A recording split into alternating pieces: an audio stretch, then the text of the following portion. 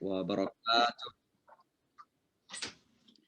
الحمد لله الذي أنزل على عبده الكتاب ولم يجعل له عوجا قيما لينذر بأسا شديدا من لدنه ويبشر المؤمنين الذين يعملون الصالحات أن لهم أجرا حسنا ماكثين فيه أبدا.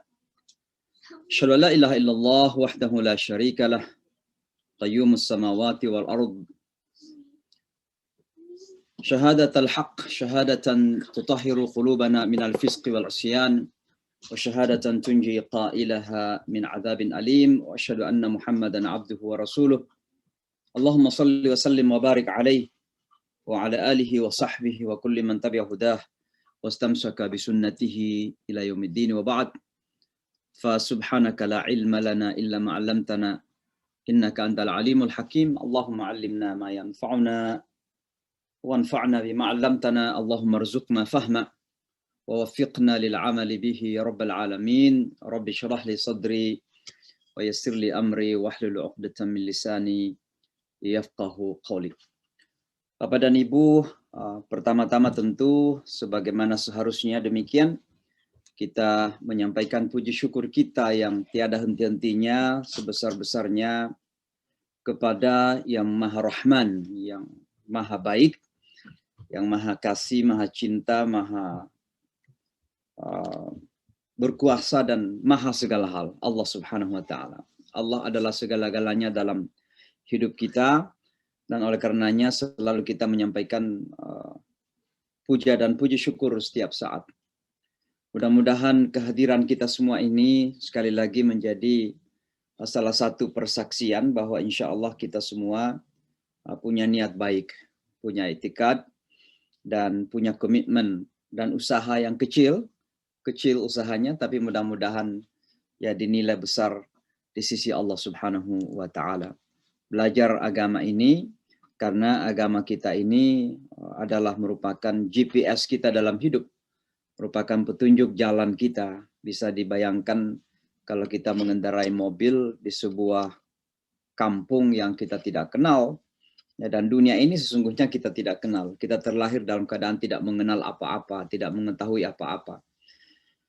Allah yang Maha Rahman kemudian mendatangkan agama ini sebagai petunjuk, ya, Al-Quran sebagai petunjuk bagi kita semua agar kita tidak tersesat. Maka mudah-mudahan ini menjadi persaksian bahwa kita punya komitmen untuk lebih baik lagi dalam beragama. Bapak dan Ibu, salawat dan salam kepada junjungan kita Nabi besar Muhammad sallallahu alaihi wasallam yang telah dihadirkan oleh Allah Subhanahu wa taala untuk tidak saja menjadi perantara hidayah, tapi juga telah menjadi tauladan di dalam mengikuti hidayah tersebut. Rasulullah Sallallahu Alaihi Wasallam, Allahumma salli wa sallim wa barik alaih. Dan mudah-mudahan kita terus-menerus memupuk ya rasa cinta kita kepada beliau, karena cinta kita kepada beliau adalah prasyarat keimanan kita kepada beliau. Siapa yang merasa dan mengaku beriman kepada Rasulullah, maka sudah pasti harus mencintai Rasulullah Sallallahu Alaihi Wasallam. Dan kecintaan itu akan lebih banyak terwujud dalam bentuk ittiba', fattabi'uni. Kita ikut meneladani kehidupan Rasulullah Sallallahu Alaihi Wasallam, tentu dalam segala lini kehidupan, dalam segala aspek kehidupan, agar kita jangan memilah-milah sunnah-sunnah Rasulullah Sallallahu Alaihi Wasallam, karena sunnah Rasulullah Sallallahu Alaihi Wasallam menyeluruh dalam segala aspek hidup kita. Bapak dan Ibu, malam ini malam yang agak hektik sedikit karena hari ini di kota New York dimulai sebuah kegiatan yang bernama United Nations Interfaith Harmony Week, ya, dan kebetulan Nusantara Foundation ini sejak berdirinya sudah menjadi salah satu co-sponsor atau sponsor, ya, menjadi bagian dari sponsor pelaksanaan acara tersebut. Dan hari ini acara puncaknya pada jam 3 tadi, tapi sebelumnya juga kami hadir di dalam beberapa acara yang lain yang temanya sama, hanya saja kami hadir sebagai pembicara saja. Tapi pada jam 3 tadi, kebetulan jam 3 subuh waktu Indonesia, ada beberapa dari Indonesia yang sempat bangun barangkali sambil sholat malam, juga ikut di acara tadi. Itu adalah acara yang juga salah satunya disponsori oleh Nusantara Foundation dan kita juga menjadi pembicara utama di situ.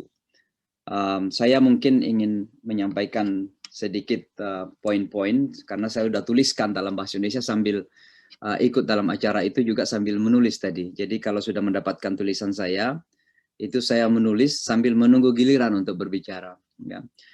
Intinya saya menyampaikan beberapa poin. Yang pertama adalah bahwa kemanusiaan kita itu sungguhnya satu ya. Dan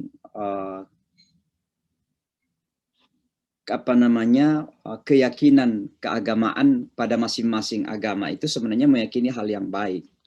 Nah, kalau sekiranya hal-hal baik itu bisa disatukan, maka itulah yang kemudian akan membawa kebaikan besar dalam kehidupan manusia. Nah, ini bukan berarti menyamakan agama, karena sekali lagi agama tidak bisa disamakan. Agama itu secara mendasar tidak sama. Dan kalau ada orang yang berusaha menyamakan agama, maka dia itu kehilangan logika, ya, kehilangan rasionalitas. Dan itu bisa dipatahkan dengan sangat mudah sekali.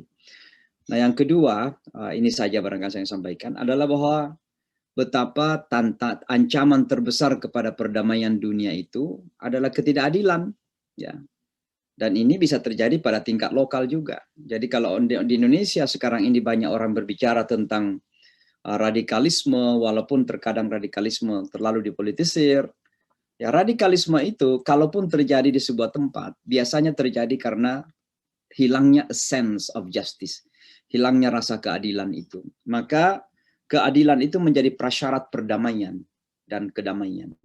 Dan karenanya kita terus-menerus mendorong agar keadilan perlu ditegakkan dalam kehidupan manusia. Nah, Bapak dan Ibu sekalian, alhamdulillah kita kembali belajar tafsir dan kita akan masuki ayat berapa sekarang ya?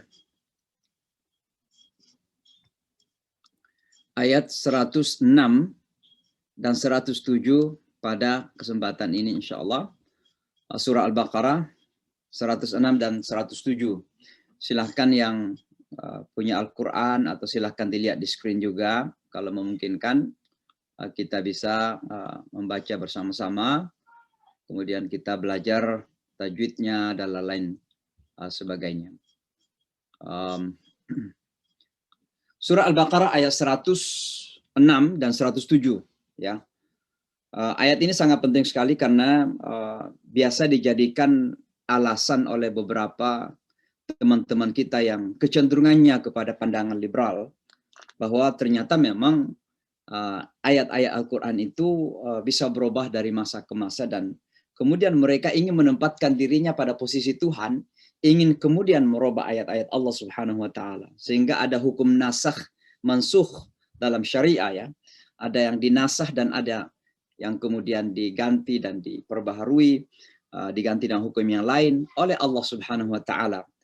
Nah, dan lalu kemudian ada di antara mereka yang kemudian seolah-olah ingin menempatkan dirinya pada posisi Allah, ingin juga mengganti hukum Allah Subhanahu wa taala. Dan ini yang jadi masalah. Maka pada malam hari ini kita akan belajar mencoba melihat apa sih makna dari nasakh. Manansakh min ayatin ya. Baik, sebelum itu kita akan membaca tentunya seperti biasa. Saya akan baca 2 kali barangkali. Ini ayat pendek 2 saja. Mudah-mudahan kita bisa belajar membaca secara benar. Sekali lagi, benar itu bukan keindahan suara saja. Kalau ada suara yang indah, alhamdulillah itu karunia Allah. Tapi yang terpenting itu adalah makhraj dan tajwidnya.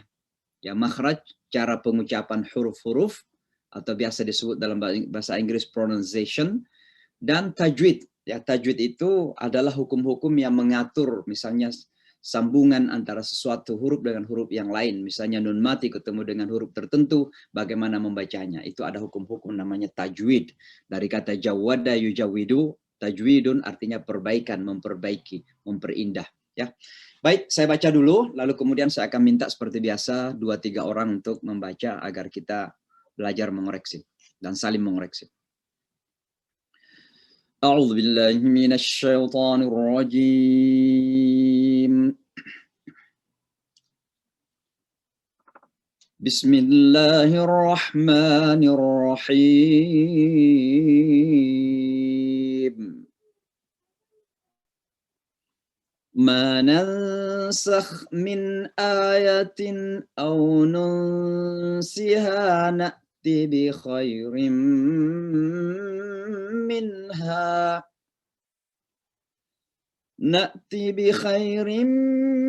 منها أو مثلها ألم تعلم أن الله على كل شيء قدير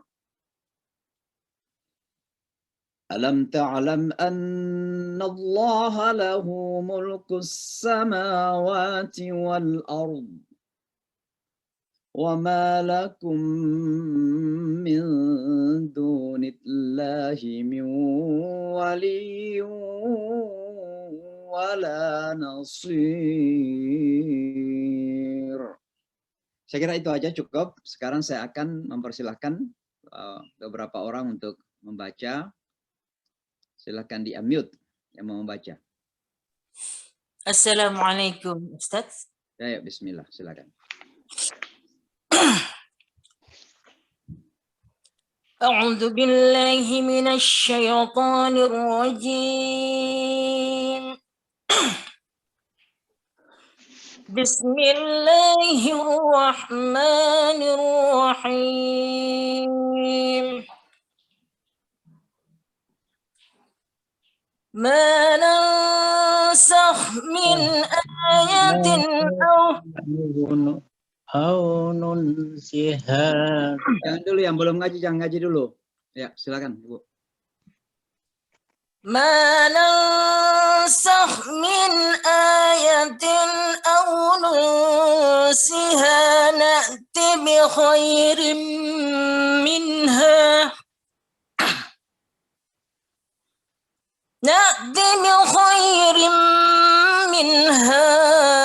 aw misliha. Alam ta'lam anna Allah ala kulli syai'in qadir. Alam ta'lam anna Allah lahu mulkus samawati wal ard wa ma lakum min dunillahi min waliyyin wala nasir.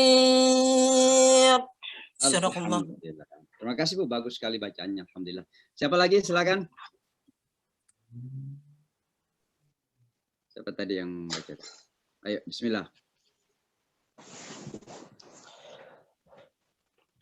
A'udzu billahi minasy syaithanir rajim. Bismillahirrahmanirrahim. Ma nansakh min ayatin aw nunsiha na'ti bi khairin minha aw misliha ma lam ta'lam anna Allah ala kulli syai'in qadir. Alam ta'lam anna Allah lahu mulkus samawati wal ard. Ibu sebentar. Lakum min dunillahi min waliyyin wala nasir. Ya, alhamdulillah bagus. Kasih. Siapa lagi? Pak Narendra ya dari Wali. Silakan Pak Narendra baca coba.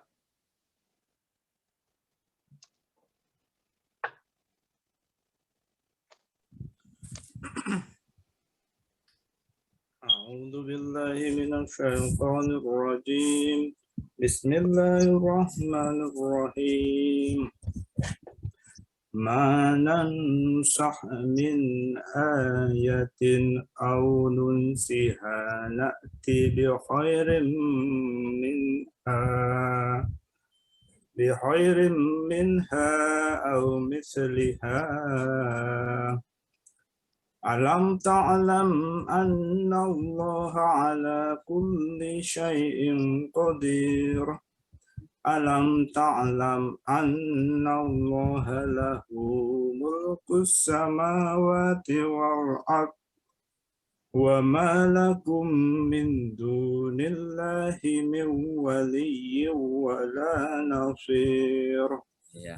Ya, nanti tinggal tajwidnya bisa lebih dipraktekkan lagi. Mana yang izhar, mana yang harus jelas bacaan nunnya, mana yang harus samar-samar. Ya, ada beberapa yang harus saya kira hukumnya udah tahu, tinggal dipraktekkan. Ya. Silakan terakhir, siapa lagi? Pak Syam. Siap. Ya, ada Australia. Sydney. Silakan. A'udzubillahi minasyaitonirrajim. Bismillahirrahmanirrahim.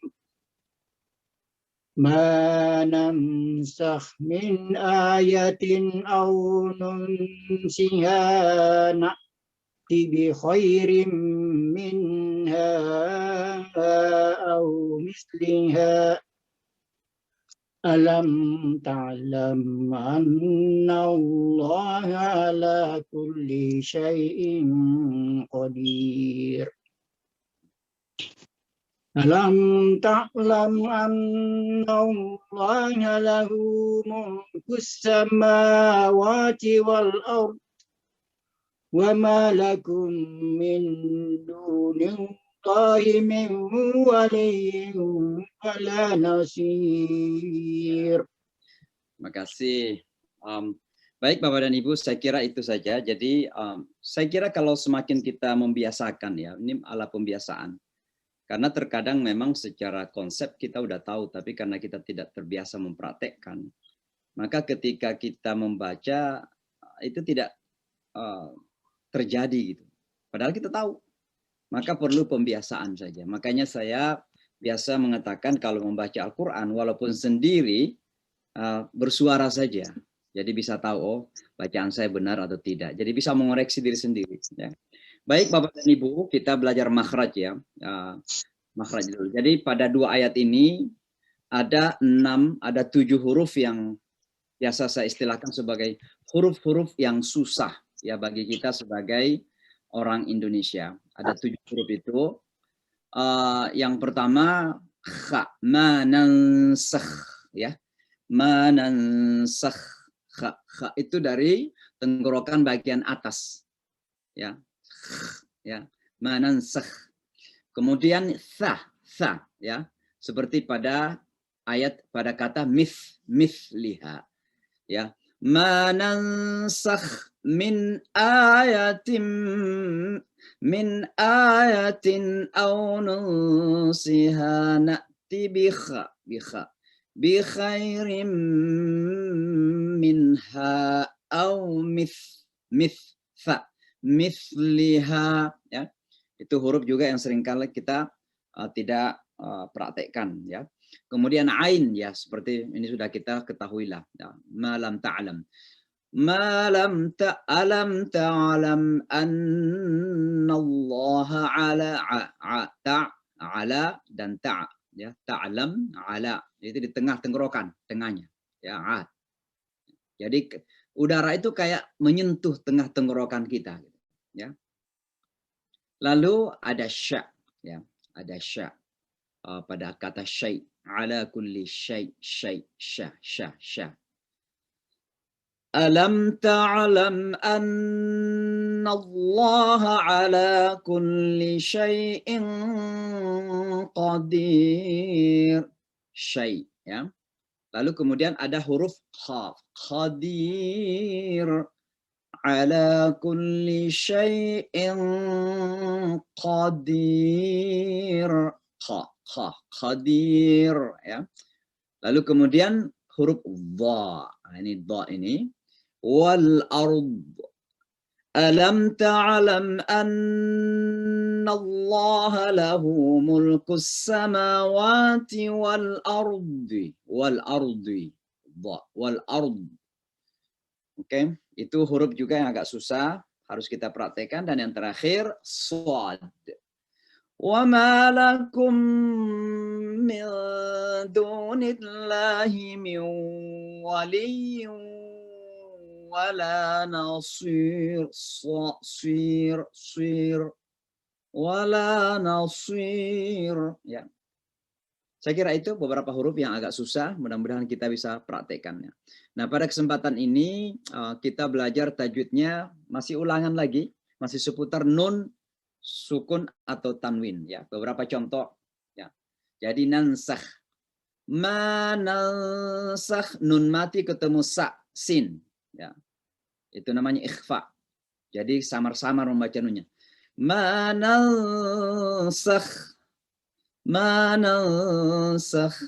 min ayah, nun mati ketemu hamzah, ayah itu hamzah, maka itu namanya izhar. Ya. Manansakh min ya, jadi langsung, jangan dilagu-lagukan min ayah, salah. Min ayah, ya. Au nunsiha, nun ketemu sa lagi. Na'ti bi khairim, ini ada gunna, bi khairin, ya. Gunna, rin ketemu mim, itu namanya idgham, ya. Jadi dibaca dengan memasukkan suara n ke dalam mim. Bi khairim minha, ada nun lagi ketemu ha, ya, itu namanya izhar. Bi khairim minha au mithliha. Alam ta'lam anna Allah ala kulli syai'in qa. Ya, ada gunna, ada tanwin ketemu dengan qaf. Ala kulli syai'in qadir. Ya, tanwin ketemu qaf, itu namanya ikhfa. Ya, samar-samar baca n-nya, ya, nunnya. Alam ta'lam anna Allah lahu mulkus samawati wal ard wa ma lakum min, ada nun mati ketemu da, min dunillah, ya. Kemudian ada mim nun ketemu dengan waw, miu, ya, jadi suara nun masuk ke waw, namanya idgham. Miu waliyyu, sama.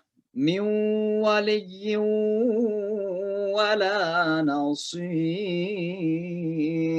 Ya, itu hanya hukum nun mati dan tanwin yang kita pelajari. Karena ini hukum yang paling banyak berulang dalam Al-Quran. Ya, mudah-mudahan kita bisa praktekkan sedikit demi sedikit, sehingga kalau kita membaca Al-Quran, kita bisa membaca secara benar insya Allah. Baik, Bapak dan Ibu, masuk ke dalam arti kata per kata dari dua ayat ini, ya. Ma, tidak. Nansakh, kami hapus atau kami hilangkan. Nasakha yansakhu artinya menghapus. Ya. Min, dari, ayah, sebuah ayat. Au, atau nunsiha, kami jadikan dilupakan. Jadikan dilupakan. Na'ti, kami datangkan. Bi khairin, dengan yang lebih baik. Minha, bukan dengannya di situ tapi darinya. Minha, darinya. Ya.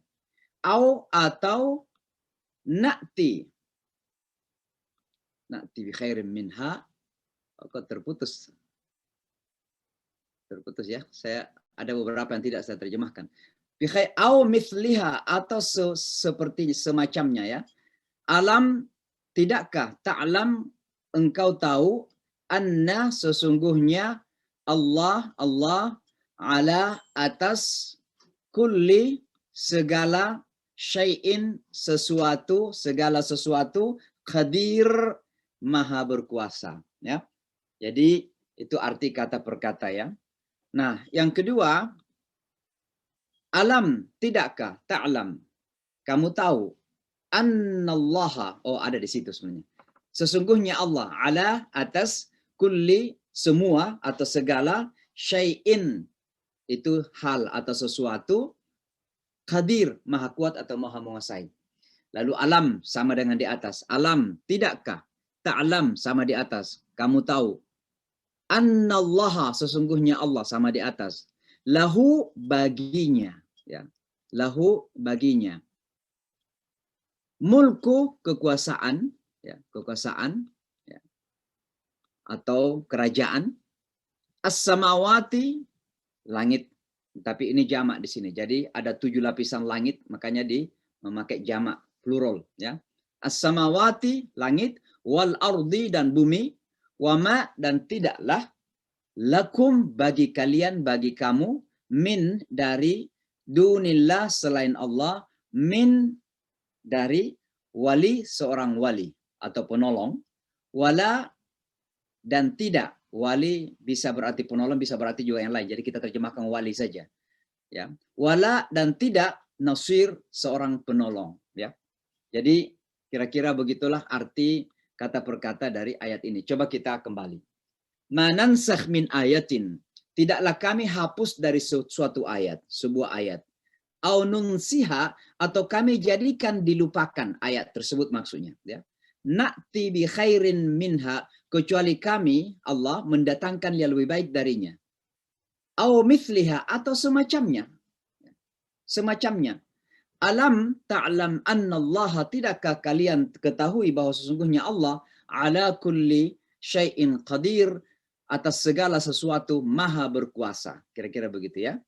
Alam ta'lam annallah, tidakkah kamu ketahui sesungguhnya Allah lahu mulkus samawati wal ard, baginya kerajaan langit dan bumi, kekuasaan langit dan bumi. Wa ma lakum min dunillah, dan tidak ada bagi kalian, bagi kamu selain dari Allah, min waliyin dari seorang wali, wala nasir dan juga tidak ada penolong. Ya, kira-kira begitu artinya. Tanpa saya membacakan arti yang sudah dituliskan oleh Departemen Agama di situ. Nah, baik Bapak dan Ibu sekalian, kita memasuki tafsiran dari ayat ini ya.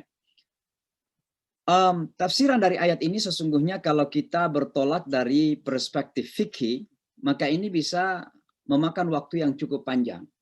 Karena kita harus memberikan contoh-contoh banyak tentang hukum-hukum yang diganti ya pada masa Rasulullah sallallahu alaihi wasallam, bahkan bukan cuma pada masa Rasulullah sallallahu alaihi wasallam, hukum-hukum Allah yang dari dulu sampai sekarang, sampai Rasulullah terakhir membawa syariat terakhir, itu ada perubahan-perubahan.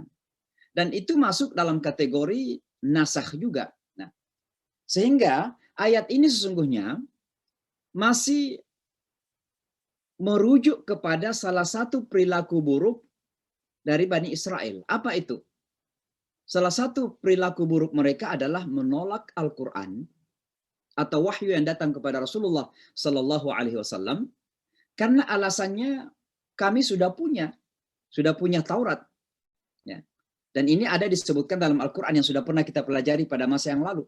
Ada di ayat 91 Al-Baqarah yang pernah kita pelajari. Apa kata mereka? Wa idza qila lahum, dan kalau dikatakan kepada mereka, aminu bima anzalallah, berimanlah kalian kepada apa yang Allah turunkan, artinya Al-Quran.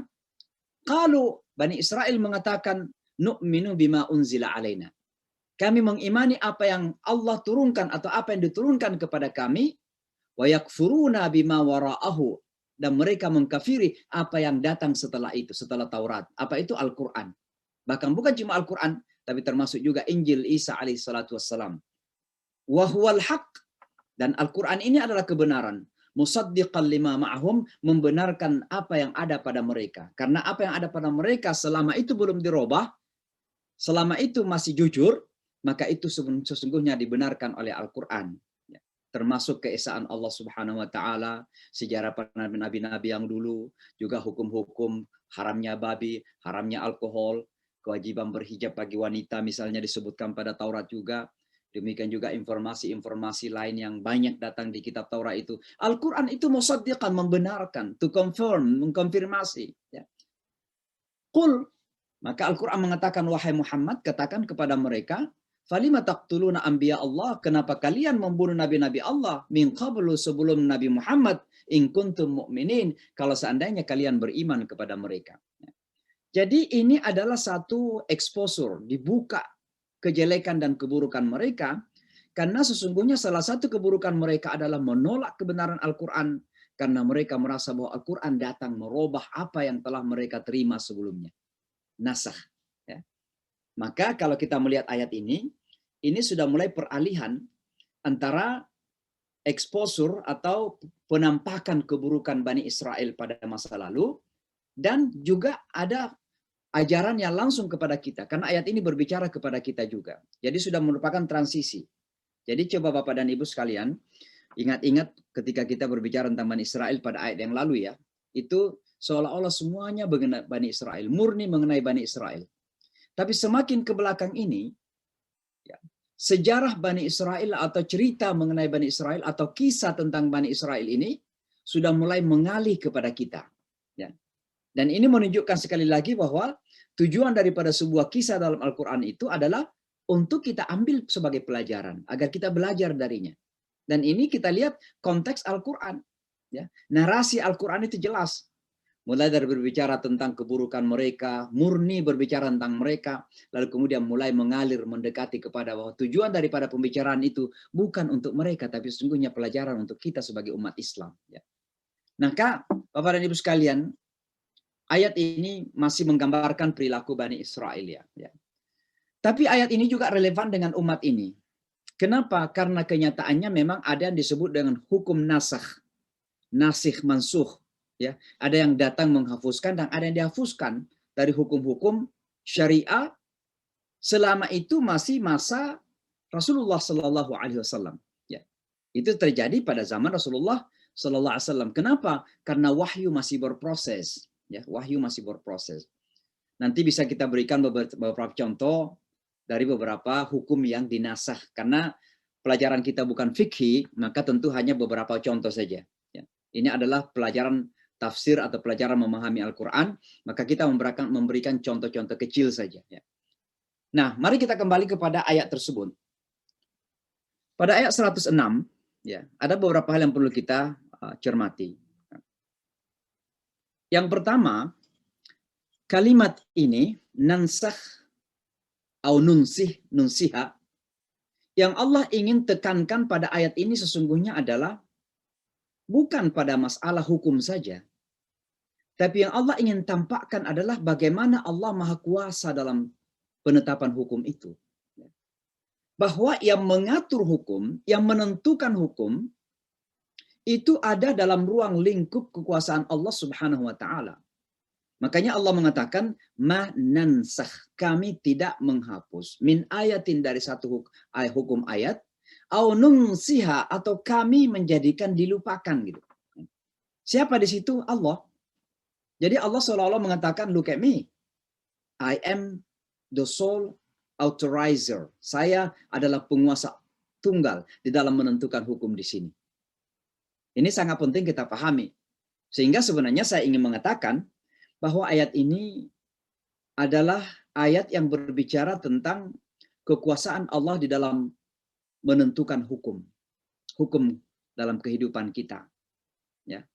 Jadi tentu sebaliknya, untuk kita ingin mengatakan bahwa dalam hal penetapan hukum ya Allah Subhanahu wa Ta'ala yang bukan hawa nafsu kita, bukan kita yang menentukan ya. Di sini ada beberapa contoh yang bisa kita berikan ya, bagaimana Allah Subhanahu wa Ta'ala mengganti beberapa aspek hukum itu. Tapi sebenarnya dari dulu ya, kalau kita berbicara tentang dari Adam misalnya kan, Bapak dan Ibu ingat sejarah pernikahan anak-anak Adam. Ya, bagaimana pernikahan ketika itu karena memang tidak ada pilihan lain, maka yang terjadi adalah pernikahan saudara sesilang gitu. Ya. Jadi masing-masing punya kembar, dari kembaran pertama nikah dan kembaran kedua gitu ya. Kira-kira begitu disilangkan. Nah, ini kan hukum pertama yang terjadi ketika itu, lalu kemudian dihapuskan itu. Dan ini juga ada dalam kitab Taurat. Padahal yang namanya pernikahan saudara kan sudah diharamkan setelah Adam alaihissalam karena manusia sudah berkembang. Ya. Tapi ini terjadi nasakh dalam sejarah hukum ya Allah Subhanahu wa taala yang diberikan kepada manusia. Tapi anggaplah kita kembali kepada umat Islam ini. Ada beberapa contoh yang saya ingin berikan kepada ibu sekalian. Yang pertama, ada hukum yang dirubah dari sesuatu hukum yang sangat berat menjadi dimudahkan. Satu contoh misalnya kalau Bapak dan Ibu membuka salah satu contoh, ada beberapa contoh. Tapi saya berikan contoh satu saja di dalam surah Al-Anfal misalnya. Ya. Surah Al-Anfal, kalau misalnya Bapak dan Ibu semua buka, di surah Al-Anfal di situ Allah Subhanahu wa taala, Al-Anfal ayat 65 dan ayat 66, 65 66. Di situ Allah Subhanahu wa taala mengatakan a'udzubillahi minasyaitonir rajim, ya ayuhan nabi wahai nabi harrudil mu'minina 'alal qital. Ya, gerakkan orang-orang beriman untuk berperang.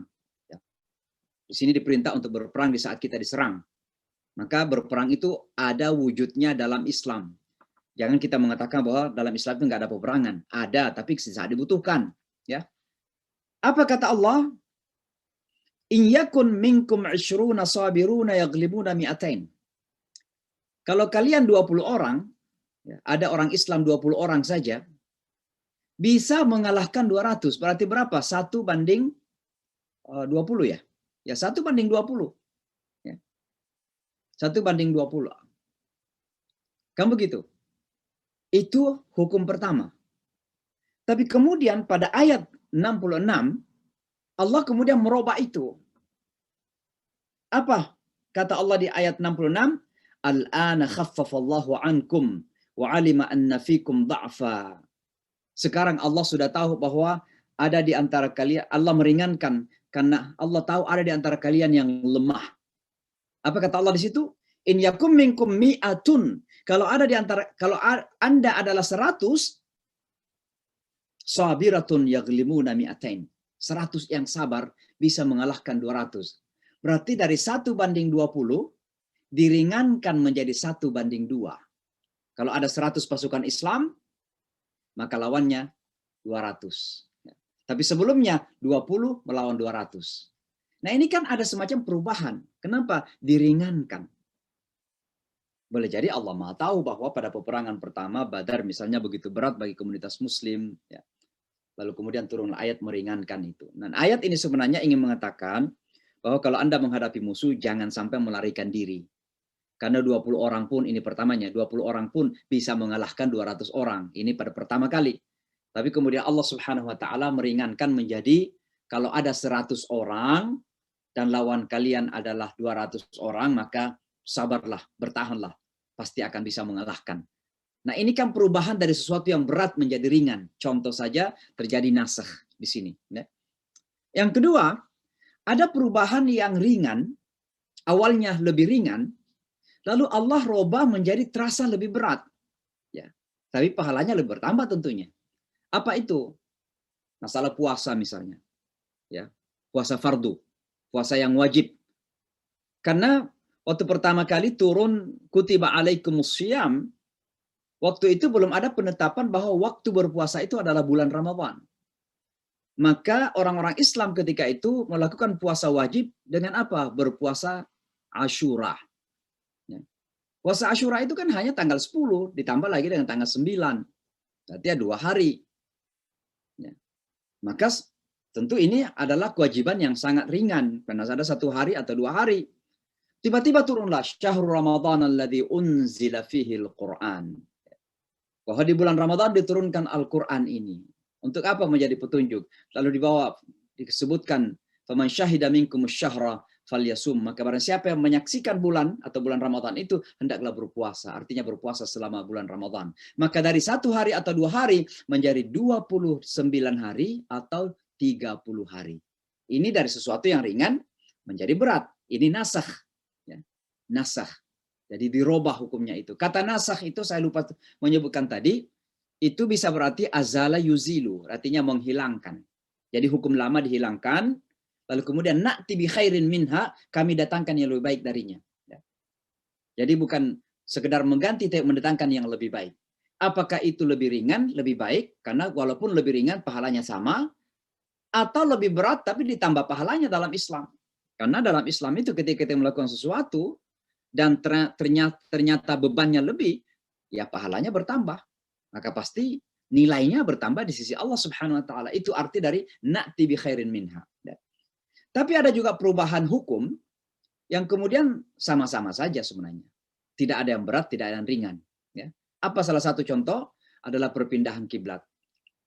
Bahwa ketika Rasulullah Shallallahu Alaihi Wasallam ya, diperintahkan melaksanakan sholat 5 waktu ketika itu, maka beliau ya disuruh menghadap Yerusalem karena ada 360-an patung di sekitar Ka'bah ketika itu. Maka kalau seandainya beliau sholat menghadap Ka'bah, maka seolah-olah menghadap kepada patung-patung itu, dan sudah pasti mungkin saja diperolok-olok oleh kaum musyrik bahwa Muhammad SAW juga menyembah kepada patung-patung tersebut. Maka pada saat pertama perintah diarahkan kepada Yerusalem, ya, Baitul Maqdis. Tapi belakangan kemudian turunlah perintah dalam Al-Quran untuk mengalihkan wajah Muhammad SAW dan orang Islam ketika sholat menghadap ke Ka'bah Al-Musharrafah. Ya, fawalli wajhakum syatral Masjidil Haram. Nah, ini perubahan kiblat ya. Jadi nggak bisa kita katakan mana yang berat, menghadap Yerusalem lebih berat atau menghadap Mekah lebih berat, karena sama-sama saja. Ya. Ini beberapa contoh yang namanya nasakh atau mansuh ya di dalam hukum Islam. Dan sebenarnya ini bukan sesuatu yang perlu dipertanyakan. Kenapa? Karena ini terjadi ketika masih dalam proses ya penetapan hukum. Kira-kira anggaplah ya masih dalam pembahasan perundang-undangan, kemudian ada masa dilakukan apalagi amendment ya, itu pada manusia. Nah, sekarang Allah Subhanahu wa taala ini dalam proses untuk membentuk perundang-undangan final yang sudah final, tidak bisa dirubah lagi, maka itu dilakukan terus-menerus, ada perubahan-perubahan di sana sini untuk meringankan dan ada juga untuk menambah kemuliaan di dalam beribadah kepada Allah Subhanahu wa taala. Sayang sekali bahwa memang banyak orang yang kemudian salah faham. Hukum nasakh ini kemudian dijadikan justifikasi untuk mengatakan bahwa ini kan pada zaman Nabi berubah juga hukumnya. Kenapa sekarang kita nggak merubah hukum gitu? Maka mereka ingin merubah hukum itu karena merasa bahwa dulu pernah terjadi. Mereka salah faham bahwa dulu yang merubah hukum itu kan Allah juga. Nah, sekarang siapa yang mau merubah hukum? Kalau kita yang merubah hukum, apa kita memposisikan diri di posisi Allah dong? Nah, ini sangat berbahaya. Karena ini masuk dalam kategori kufrun dan arogansi yang sangat luar biasa. Nah, itu pertama Bapak dan Ibu sekalian harus kita cermati ya. Yang kedua, kalimat na'ti bi khairin minha ya. Kami datangkan yang lebih baik darinya.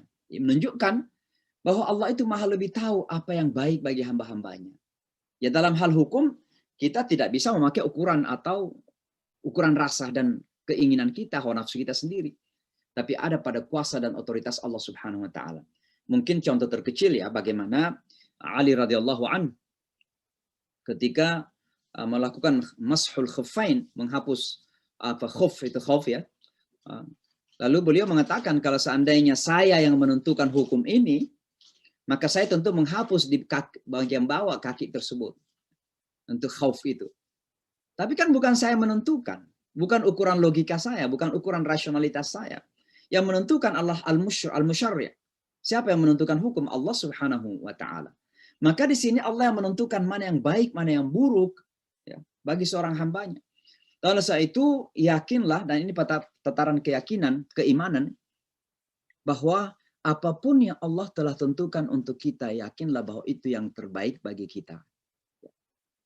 Jangan sampai kemudian kita bermain logika dan merasa bahwa kita bisa menentukan mana yang baik bagi diri kita. Sesuatu yang Allah sudah tentukan itu pasti terbaik. Tinggal kita fahami itu. Apakah kita faham atau tidak, yaitu kembali kepada keterbatasan kita. Ada yang mampu menangkap hikmah-hikmah di balik dari sebuah perintah atau penentuan hukum, ada yang tidak mampu menangkap hikmah-hikmah itu. Tapi jangan kemudian ketidakmampuan kita menangkap hikmah itu, lalu kemudian kita mengatakan, oh bagi saya itu mah begini.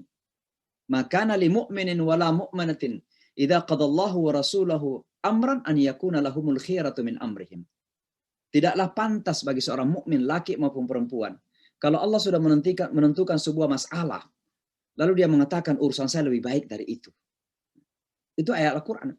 Maka terkadang ketika kita berhadapan dengan hukum itu, yang teruji sesungguhnya adalah iman kita. Ada ujian iman di situ. Karena sekali lagi apakah kita percaya bahwa Allah ketika menentukan hukum itu pasti menginginkan yang baik pada kita. Pasti menginginkan yang terbaik. Na'ti bi khairin minha, mendatangkan yang lebih baik dari itu. Ya. Ini adalah ujian iman terkadang. Ya apalagi di masa-masa ketika manusia merasa sudah sangat pintar, lebih pintar gitu. Sudah merasa lebih logis, merasa lebih rasional, ya. Sehingga terkadang mohon maaf teman-teman yang berusaha meluruskan pendapat-pendapat yang nyeleneh itu, ya dianggap emosional, dianggap tidak rasional, dianggap sempit, dianggap kurang luas gitu. Maka sekali lagi ini kembali kepada masalah iman. Betul-betul ujian iman bagi kita semua gitu. Maka jangan diukur hukum Allah itu dengan memakai ukuran rasa kemanusiaan kita sendiri, apalagi dengan hawa nafsu kita. Ya. Itu yang kedua yang harus kita pahami di sini. Allah kemudian menguatkan realita ini dengan mengatakan, Alam ta'lam anna Allah ala kulli syai'in qadir. Tidakkah kamu ketahui bahwa Allah itu berkuasa atas segala sesuatu gitu. Jadi ketika Allah menentukan hukum, lalu kemudian merubah pada saat belakangan karena sesuatu apakah meringankan atau menambah kemuliaan, misalnya puasa tadi itu karena ta'lam annallaha ala kulli syai'in qadir gitu. Allah yang berkuasa di situ. Maka yang Allah ingin tampilkan di sini adalah kekuasaannya gitu. Ya, qulillahumma malikal mulk tu'til mulka man tasya wa tanzi'ul mulka mimman tasya. Kekuasaan ada dari genggaman Allah. Tabarakalladzi biyadihil mulk wa huwa ala kulli syai'in qadir. Ini semua ayat-ayat yang berkaitan dengan keimanan, dan ketika kita sudah sampai kepada masalah hukum aturan-aturan, maka itu berkaitan kepada ujian iman. Satu contoh saja Bapak dan Ibu yang seringkali barangkali kita dengarkan. Nah, bagaimana orang-orang berusaha melarikan diri dari kewajiban untuk menghindari makan yang haram-haram misalnya. Anggaplah sembelihan. Lalu ada yang mengatakan, apakah dengan mengucapkan bismillah itu akan menjadikan daging itu kemudian lebih sehat? Dengan ucapan. Mereka tidak sadar bahwa seseorang bisa menjadi muslim atau justru sebaliknya menjadi kafir karena ucapan juga gitu. Atau misalnya, seseorang yang tadinya haram berhubungan, laki-laki perempuan, hanya dengan ucapan juga. Qabiltu zawajaha. Saya menerima nikahnya. Dengan ucapan juga menjadi halal gitu. Sama juga ketika kita menyembelih dengan ucapan Bismillahirrahmanirrahim, itu yang menjadikannya halal.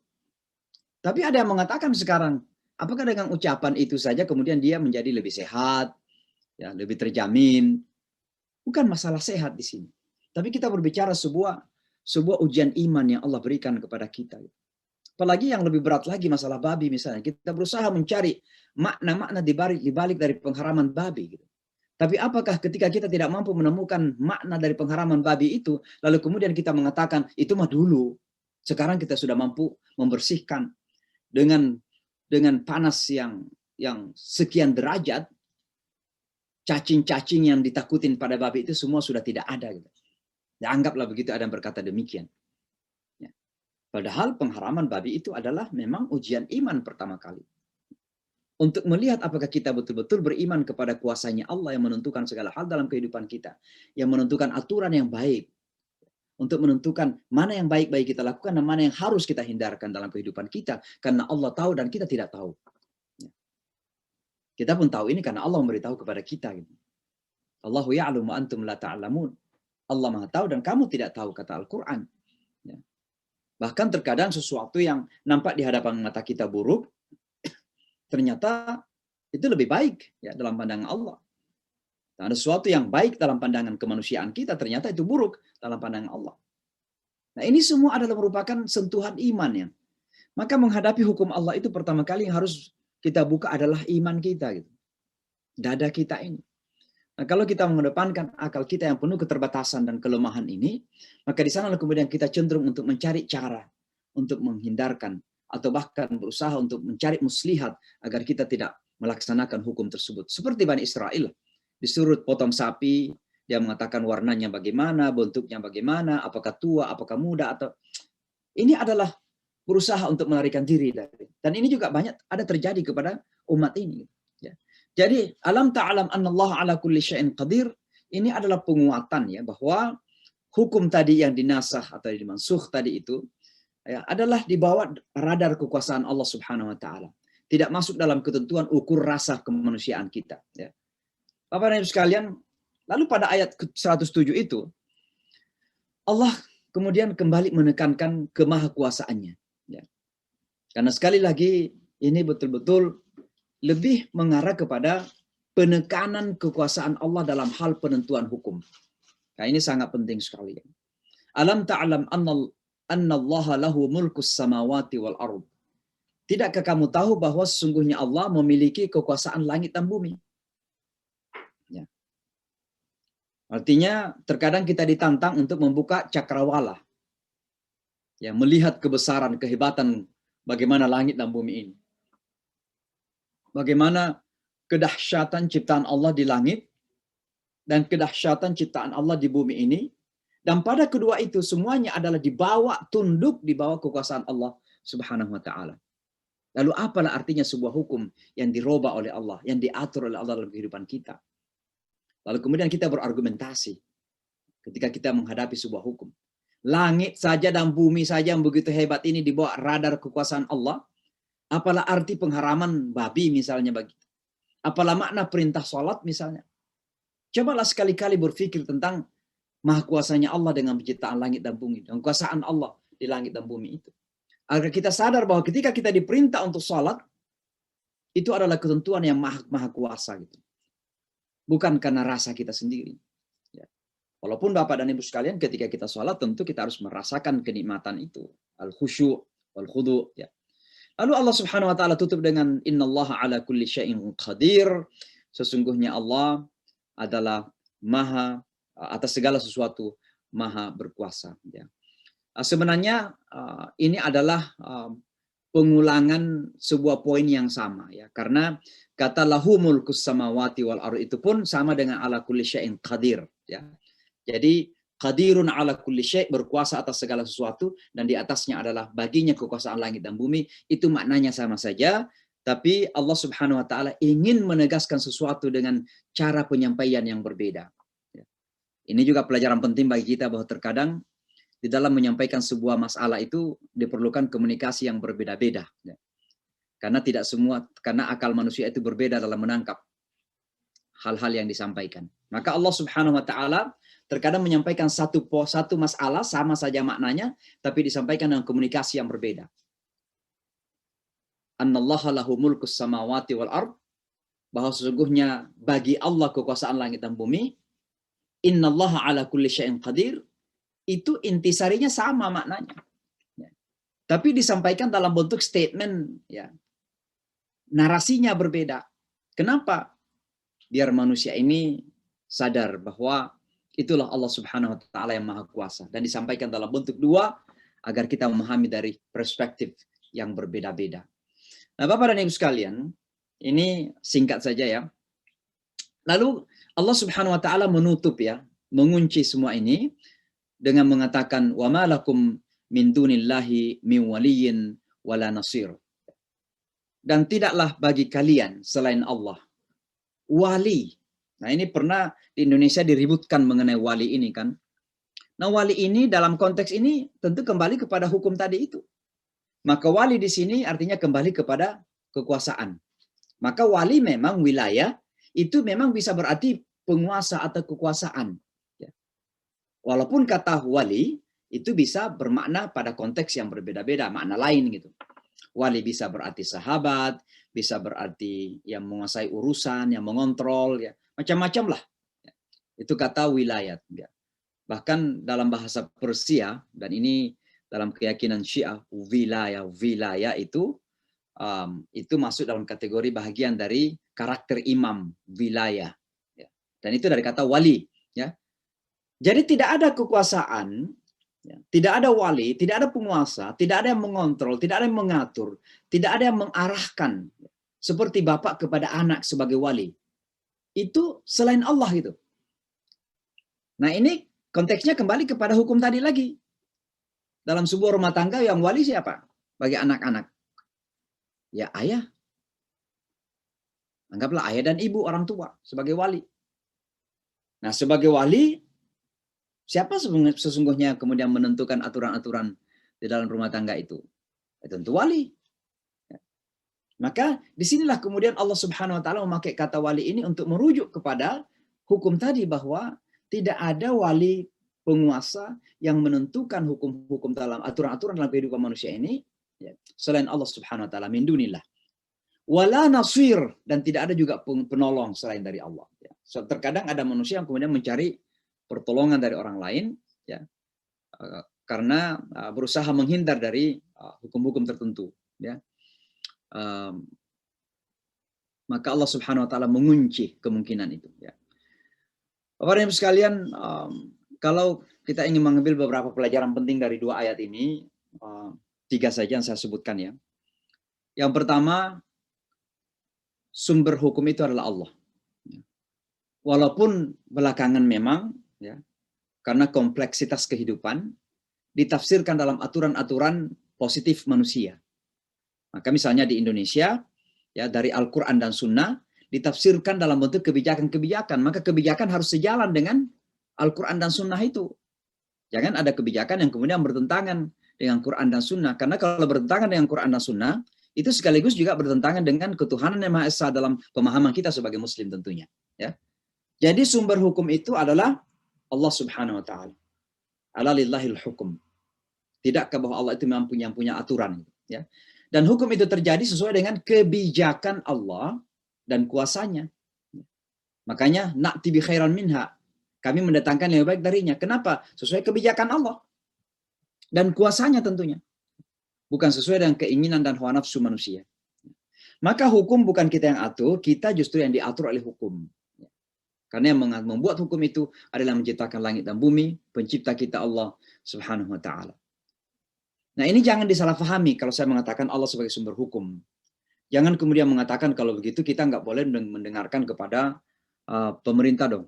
Selama pemerintah dan kebijakan-kebijakan itu, aturan-aturan yang dikeluarkan oleh pemerintah itu sejalan dengan apa yang diridhai oleh Allah, dengan aturan-aturan yang Allah tetapkan, maka wajib juga mengikuti kepada aturan-aturan yang ditetapkan oleh pemerintah tersebut. Karena Al-Quran mengatakan, Qul ati'ullah wa ati'ur rasul wa ulil amri minkum. Walaupun kata ulil amri itu nggak ada kata wa ati'u ulil amri. Kenapa? Karena ketaatan kepada ulil amri itu merujuk kepada ati'ullah dan ati'ur rasul. Ketaatan kepada Allah dan Rasulnya. Makanya ada statement yang mengatakan, la ta'ata li makhlukin fi ma'siyatillah. Tidak ada ketaatan kepada makhluk ketika sudah bermaksiat kepada Allah. Maka ini pertama yang harus kita pahami. Allah itu adalah sumber hukum. Maka harapan kita mudah-mudahan umat Islam ini, kalaupun menentukan aturan-aturan teknis di dalam kehidupannya, aturan-aturan positif untuk mengatur kehidupan sehari-harinya, maka harus selalu merujuk kepada sumber yang satu itu. Itu namanya al-haqqu min rabbika. Sumber yang satu yaitu Allah Subhanahu Wa Taala. Tentu dalam hal pemahaman kita syariah, Quran dan Sunnah Rasulullah Sallallahu Alaihi Wasallam. Itu poin pertama yang harus kita pahami. Yang kedua, hadirnya sebuah hukum, ya, selain untuk mengatur manusia agar hidup bersih, ya, teratur hidupnya, teratur nyaman, juga untuk menguji jiwa penghambaan kita kepada Allah. Ya. Makanya dua ayat ini berbicara tentang nasah hukum, tapi banyak berbicara tentang kekuasaan Allah gitu. Kenapa? Karena ini ujian iman sebenarnya, menguji jiwa ketaatan kita kepada Allah. Terkadang kita nggak paham maksudnya, tapi kita lakukan. Misalnya Bapak dan Ibu yang anak muda kita sekarang mengatakan, kan dulu nggak ada sendok. Ya, dan air juga tidak terlalu banyak tersedia di Arabia ketika itu. Maka wajar saja kalau kita harus makan dengan tangan kanan. Karena tangan kanan pasti nggak dipakai istinja, cebok lah kira-kira begitu. Tapi sekarang ini kan air sudah di mana-mana, sabun juga, tangan kiri pun bersih. Jadi makan tangan kiri pun boh. Ini kan logika yang seperti dipaksa-paksakan sebenarnya. Karena pertama nggak ada salahnya makan dengan tangan kanan, kenapa harus bermasalahkan tangan dan kiri gitu. Ya. Tapi perintah Rasulullah untuk kita makan dengan tangan kanan bukan sekedar karena pasti ada makna dan pasti ada keberkahan di situ. Tapi yang terpenting di situ adalah apakah kita ati'ul Rasul di situ. Apakah kita taat? Apakah jiwa kita itu ada rasa ketaatan kepada Rasulullah Sallallahu Alaihi Wasallam? Ini ujian ketaatan kepada Rasulullah. Ya. Kepada Allah tentu ujian penghambaan dan ketaatan pada Allah Subhanahu Wa Taala. Maka berhati-hati kita dalam menyikapi hukum-hukum yang ada ini.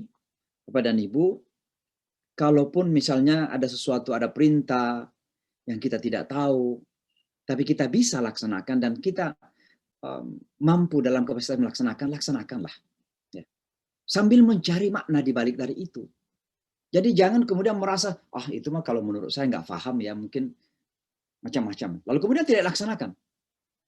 Berhati-hati, karena kenapa? Ini adalah menguji jiwa penghambaan. Artinya ada ujian keimanan di situ. Ya. Lalu yang terakhir sekali, ya, bahwa dalam pandangan iman, Allah adalah sumber otoritas. Malakum min dunillahi min waliyin. Otoritas ya.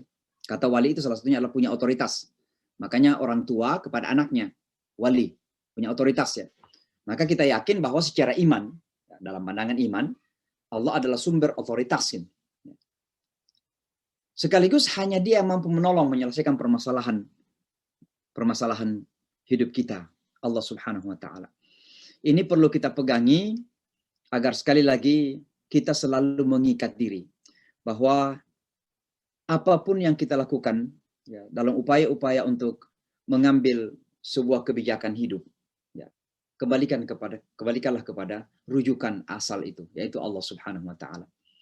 Misalnya di Indonesia ada namanya perundang-undangan, Undang-Undang Dasar 45, kemudian diterjemahkan ke bawah menjadi perundang-undangan, apakah itu misalnya yang ditetapkan oleh DPR, kemudian atau ada juga misalnya instruksi presiden atau misalnya peraturan menteri.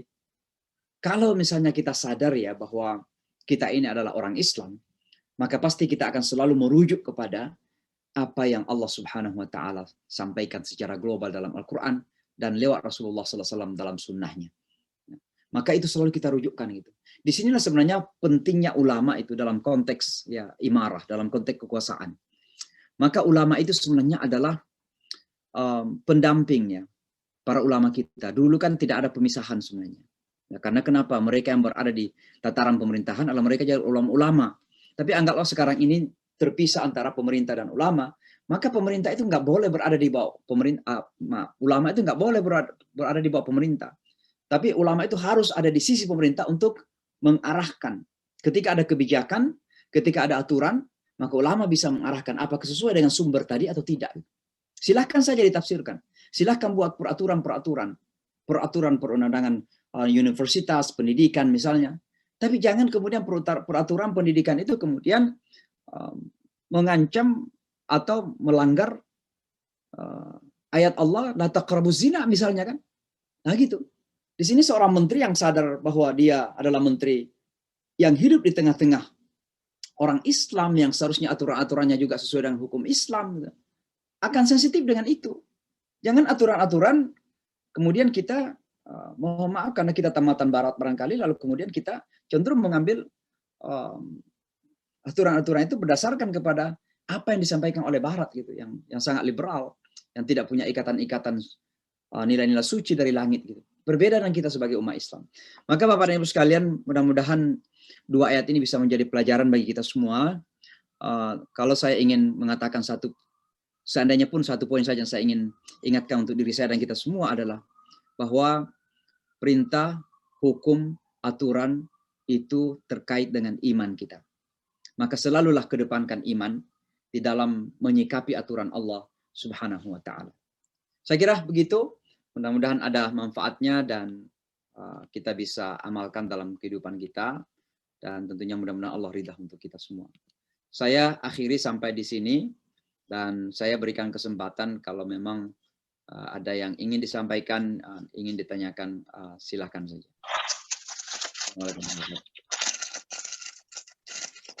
Silakan, Pak Syam. Saya permisi Ustaz, mau sholat dulu. Ya, salam untuk sini, salam ke sini. Assalamualaikum. Salam. Assalamualaikum Ustaz. Ya, terima kasih atas pencerahannya setiap hari Jumat pagi. Ustaz, saya ingin penjelasan yang lebih rinci mengenai radikalisme Karena ada kecenderungan di negara kita ini berulang-ulang kata radikalisme ini. Apakah di dalam Islam itu radikalisme memang dilarang? Nah, ini muncul memang karena ya akhir-akhir ini istilah radikalisme itu dibesar-besarkan atau gimana. Seperti misalnya bagaimana pesantren dan jumlahnya cukup banyak. Ada 198 sehingga anak kita ini yang ada di pesantren ini kita ragu apakah terpapar radikalisme atau seperti apa. Kemudian ya beberapa masjid juga sudah didata bahwa ini ada terpapar dengan radikalisme. Apakah di dalam Islam itu ya radikalisme kalau memang ada ya seperti apa yang ini atau memang nggak ada? Saya kira itu aja Ustaz. Assalamualaikum warahmatullahi wabarakatuh. Ya, memang pemahaman radikalisme ini kan kalau dalam bahasa Arabnya itu biasa diterjemahkan dengan tatarruf. Tatarruf itu mungkin terjemahan yang sederhana, berlebih-lebihan. Kalau saya ingin menerjemahkan dengan kata yang lain, keluar dari batas-batas yang sudah ditentukan. Karena agama itu punya batasan. Wa tilka hududullahi fala ta'taduha. Dan itulah batas-batas Allah. Ya. Ada yang haram itu batas. Ya, ada diwajibkan juga batasnya begitu. Tidak boleh keluar. Ya. Ada yang sunnah, ada yang mubah-mubah gitu. Ya. Ada batasan-batasannya. Maka di saat kita melakukan semua hal tersebut di luar dari batas itu, ya itulah radikal. Ya. Jadi radikal tidak difahami sebagai komitmen di dalam beragama. Ya. Karena kalau kita beragama itu memang harus penuh komitmen. Kenapa? Karena Al-Quran mengatakan, Ya Yahya khudhil kitaba biquwah. Wahai Yahya, ambillah Al-Quran ini dengan kekuatan. Kekuatan itu artinya komitmen. Jangan setengah hati. Jadi orang Islam yang sesungguhnya itu adalah orang yang bersungguh-sungguh dalam menjalankan agama. Maka yang saya khawatirkan adalah jangan sampai definisi radikalisme ini diterjemahkan sebagai komitmen atau kesungguhan seseorang di dalam menjalankan agama. Saya kasih contoh yang mungkin, mohon maaf saya tidak bermaksud menceritakan ini lagi ya, karena saya sudah sering ceritakan. Setelah 9/11 ya, saya kebetulan banyak dilibatkan oleh pemerintah kota di sini.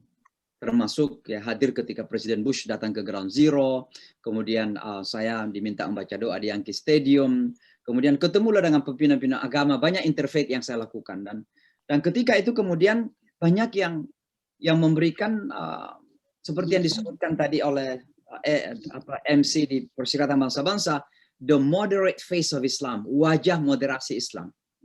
Saya waktu itu khawatir bahwa jangan-jangan gelar moderasi di sini ini hanya karena saya jangan-jangan ya, karena saya anggap kurang komitmen kepada agama. Jangan-jangan. Sebab kalau Anda ingin menganggap saya moderat hanya karena saya melakukan interfaith, ya bagi saya interfaith itu bagian dari komitmen agama. Karena agama itu bergaul dengan siapa saja, berinteraksi dengan siapa saja. Maka sekali lagi kembali kepada masalah radikalisme ini. Pertama saya kira ketua BPNPT ya namanya, itu sudah minta maaf ya. NPB. Ya, BPNPT. Saya kira beliau sudah minta maaf, dan seseorang yang sudah minta maaf ya sudah, kita maafkan saja. Kan? Saya kira jangan diperpanjang. Yang kedua, tentu kita ingatkan bahwa ke depan harus ada definisi yang jelas apa itu radikalisme. Sebab jangan sampai Presiden Bush di Amerika pernah melakukan peperangan kepada apa yang disebut dengan teror, war on terror, memerangi terorisme. Tapi tidak jelas apa arti terorisme itu. Maka terkadang terorisme ditafsirkan adalah orang-orang yang sedang membela haknya. Kayak misalnya teman-teman Palestina yang melawan penjajah di negaranya, lalu kemudian dituduh jadi teroris. Padahal mereka bukan teroris, mereka adalah pejuang seperti kita, Jenderal Sudirman di Indonesia dulu, bahkan Bung Tomo di Indonesia dulu. Apakah mereka teroris? Kan bukan. Mereka adalah pejuang-pejuang kemerdekaan.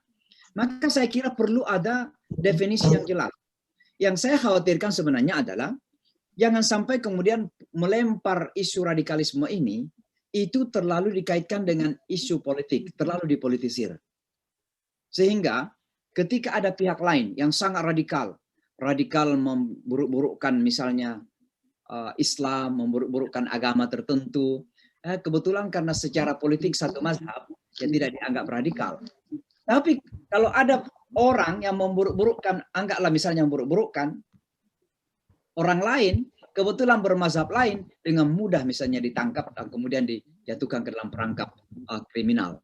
Ini yang jadi masalah sebenarnya. Jadi kita sepakat bahwa radikalisme adalah suatu yang negatif, ya, suatu yang negatif. Yang benar itu adalah kita harus usuli, punya usul, fundamental. Fundamental itu artinya dasar-dasar tadi. Jadi akidah kita benar, ibadah kita benar, pemahaman kita kepada Quran benar, itu harus ada usul, ya. Tapi yang namanya radikal tidak. Nah, cuma saja bahwa radikalisme ini terlalu banyak dipolitisir dan terkadang menjadi pembenaran untuk kepentingan-kepentingan tertentu. Allahu a'lam bishawab. Silakan. Yang lain. Saya Ustaz. Ya. Assalamualaikum warahmatullahi wabarakatuh. Salam. Saya Narendra dari Bali. Kebetulan lagi di Jakarta karena kemarin ada rakernas satu partai tertentu. Nah, ini yang ingin saya tanyakan adalah tentang Bani Israel. Mungkin di pertemuan sebelumnya sudah dijelaskan, tapi dalam konteks di Al-Quran yang ayat ini hari ini kita bahas, Bani Israel ini apakah keturunannya Israel atau satu bagian tertentu yang dia keturunan itu tapi yang ngeyel terhadap kebenaran Quran. Karena kalau tadi saya simak, masih ada kok Bani Israel yang berpegang pada Taurat yang betul gitu, karena di dalamnya masih ada kandungan yang sama dengan Quran. Itu pertanyaan saya, karena ini akan terkait dengan ketika Ustadz Samsi Ali di Amerika kan dekat dengan kaum Yahudi gitu kan, katakan apakah ini sama dengan mereka atau mungkin memang di Yahudi itu ada yang memang masih pure menggunakan Taurat yang asli. Karena di perkembangan politik sekarang itu ada satu negara Arab yang membuka diplomasi dengan Israel sehingga dia dijauhi sama dinyinyirin lah sama yang lain. Itu pertanyaan saya Ustadz, karena tidak menutup kemungkinan seperti nanti misalnya someday mungkin Indonesia akan membuka diplomasi dengan Israel seperti yang pernah dilakukan Gus Dur seperti itu. Ya. Itu aja Ustadz, terima kasih. Assalamualaikum warahmatullahi wabarakatuh. Pertama, kata Bani Israel ini kan dalam Al-Quran yang dikritik, ya, yang dikritisi itu bukan kelompok manusianya, tapi karakternya. Karakternya. Makanya ketika saya ditantang oleh orang-orang Yahudi di sini bahwa kenapa Al-Quran itu sangat kritis kepada kami, saya mengatakan Al-Quran itu tidak kritis kepada Anda sebagai Yahudi, tapi Al-Quran itu kritis kepada Anda ketika Anda mempermainkan Nabi, ketika Anda mempermainkan agama, ketika Anda kemudian melanggar agama. Sebenarnya Anda harus berterima kasih kepada Al-Quran, karena Al-Quran datang mengingatkan Anda. Gitu. Nah, itu yang terjadi. Jadi kalau mereka tetap taat kepada hukum-hukum yang diwahyukan Musa alaihissalatu wassalam, maka Al-Quran tidak mengkritisi. Ya. Bahkan orang-orang Nasrani misalnya, ya, ada malah yang dipuji oleh Al-Quran. Kenapa? Karena masih sadar tentang kebenaran. Ada sisa-sisa rahbaniyah, ada sisa-sisa kedekatan spiritualitas ya kepada agama, kepada Tuhan, kepada Allah Subhanahu wa taala. Dan itu Al-Quran begitu sangat fair, sangat adil sekali di dalam menyikapi manusia, kelompok manusia manapun, termasuk Bani Israel ini. Maka Bani Israel itu dikritisi bukan karena kelompok manusianya, tapi perilaku yang ada pada kelompok itu. Sehingga saya berani mengatakan, ketika kita membaca kritikan Al-Quran kepada Bani Israel, seharusnya yang pertama kali kita harus sadari adalah kita kembali melihat karakter kita sebagai umat. Jangan sampai justru karakter yang dikritisi oleh Al-Quran itu, walaupun seolah-olah Bani Israel, ternyata yang dikritisi adalah kita. Ternyata yang dikritisi adalah kita. Dan oleh karenanya, saya kira ini penting untuk kita sadari agar kita paham bahwa Al-Quran itu sangat fair, sangat adil, dan tidak mengkritisi orang hanya karena berbeda, karena perbedaan agama. Yang dikritisi adalah kesalahan-kesalahan yang anggap salah oleh Al-Quran itu sendirinya. Saya kira begitu. Dan masalah pengakuan ya kepada Israel, ya kita lihat saja di Timur Tengah itu ya, tinggal beberapa negara sebenarnya yang belum mengakui Israel itu. Jadi sekarang ada Bahrain, ada Emirat, kemudian Jordan, kemudian Sudan, Mesir sudah dari dulu, ya. Lalu kemudian Turki, apalagi yang lain-lain itu sebenarnya tinggal gong saja, ya. Mohon maaf, di Timur Tengah ini ada satu negara saja yang besar yang belum, tapi kalau begitu negara besar ini mengakui Israel, maka yang lain ini akan terseret. Kita berdoa kepada Allah Subhanahu wa taala, ya, mudah-mudahan Indonesia masih konsisten. Karena sekali lagi ini adalah pertama amanah agama tentunya, ya, bahwa kita menentang yang namanya penjajahan di atas dunia ini, karena memang itu bertentangan dengan ikrar la ilaha illallah kita.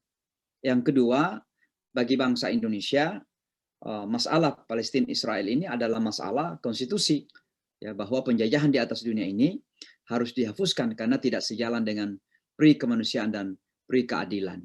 Nah, saya kira kita selalu saling mengingatkanlah.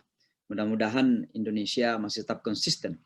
Walaupun saya yakin itu akan sangat berat, ya. Bagaimana baru-baru ini Menteri Luar Negeri Amerika ke Indonesia dan isu ini diangkat bersama Menteri Luar Negeri Indonesia. Dan ini akan ada terus tekanan-tekanan di masa-masa yang akan datang. Maka kita berdoa bahwa mudah-mudahan Pilpres di tahun 2024 menghasilkan pemimpin yang punya konsistensi di dalam perjuangan kebenaran dan keadilan. Itu saja doa kita. Wallahu a'lam bishawab. Silahkan Pak Musli dari Washington. Assalamualaikum. Assalamualaikum.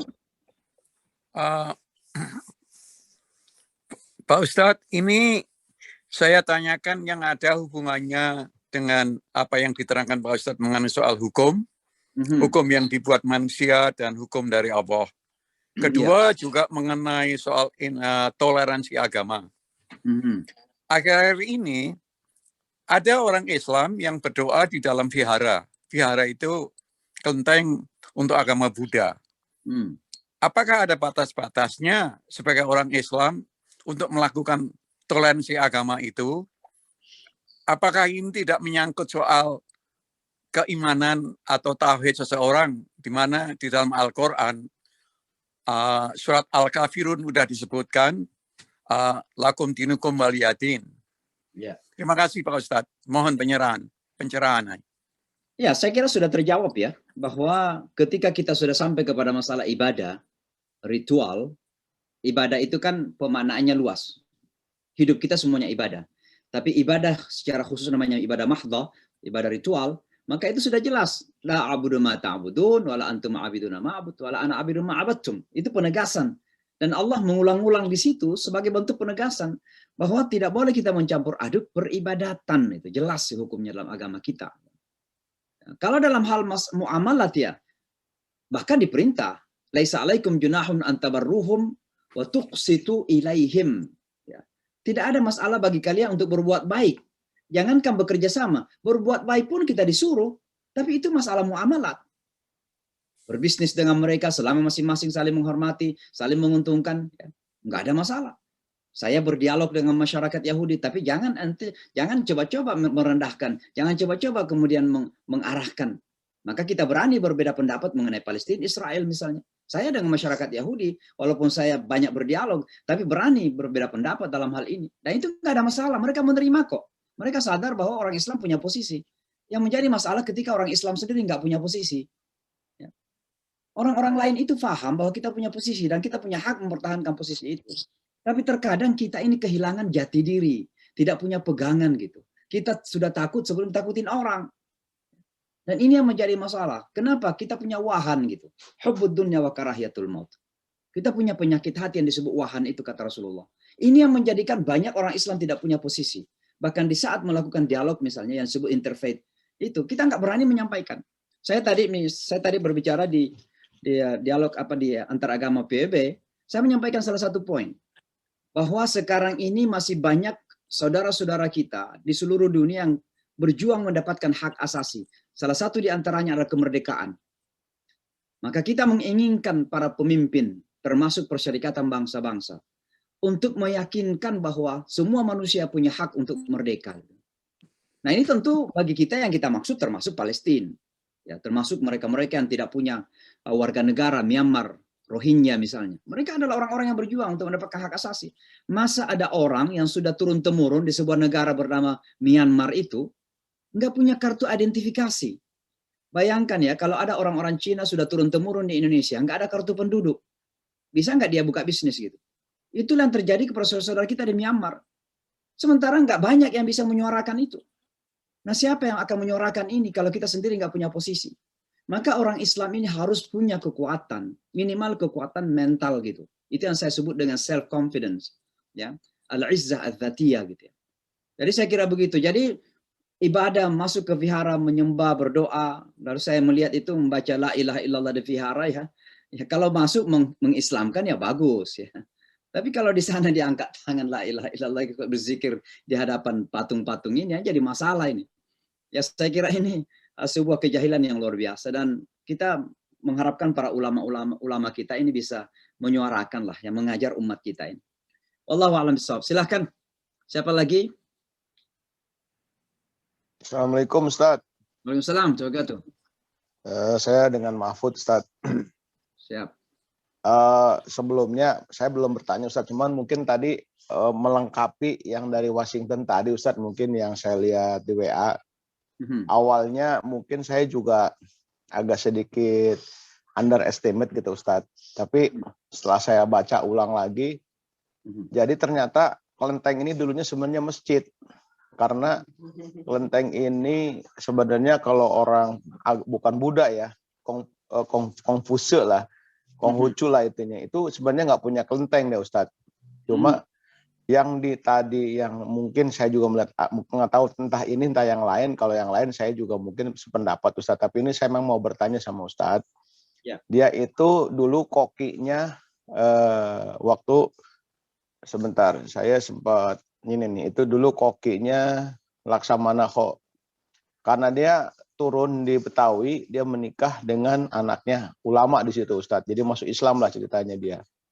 Karena dia orang yang dihormatin, di saat dicari sama panglimanya ini sudah meninggal Ustaz. Jadi dimakamin beserta istrinya di situ. Nah mungkin karena dia orang Chinese, ada penghargaan dari orang-orang, karena kenapa orang Islamnya nggak buru-buru merespon bahwa ini sebenarnya orang Islam. Nah yang dihargain oleh orang Chinese ini untuk supaya kelenteng ini jadi rame gitu Ustadz. Jadi tapi setelah mungkin saya juga lebih dalam lagi, di sini nggak boleh ada sesembahan daging babi.